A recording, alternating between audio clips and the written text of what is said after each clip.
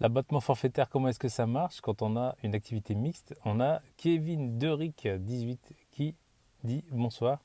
Je me pose la question en tant que frigoriste, comme notre ami sur la vidéo, sachant que je ferai les deux, achat-revente ainsi que prestation de service.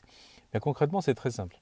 Lorsque vous allez déclarer votre chiffre d'affaires, vous déclarez votre chiffre d'affaires en fonction de la catégorie d'activité.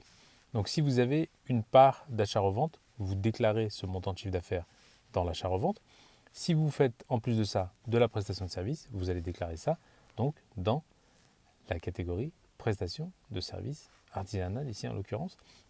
Et concrètement, comment est-ce que ça se passe? Eh bien, lorsque vous allez déclarer votre revenu aux impôts, vous allez déclarer donc dans deux cases différentes, donc les revenus que vous avez générés en achat-revente et les revenus que vous avez générés en prestation de service.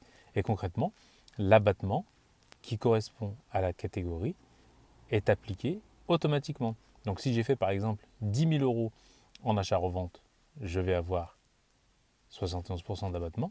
Et si j'ai fait 10 000 euros en prestation de service artisanale, je vais avoir l'abattement de 50% sur ces revenus-là. Donc les impôts font la distinction entre les deux activités. C'est pour ça qu'il est essentiel de bien déclarer son chiffre d'affaires, premièrement à l'URSSAF, et deuxièmement, de bien faire sa déclaration de revenus aux impôts pour éviter donc de payer trop ou de ne payer pas assez d'impôts en fonction de ces revenus générés par activité. Si vous avez des questions, des hésitations, c'est un commentaire comme d'habitude et prenez soin de vous, bye bye.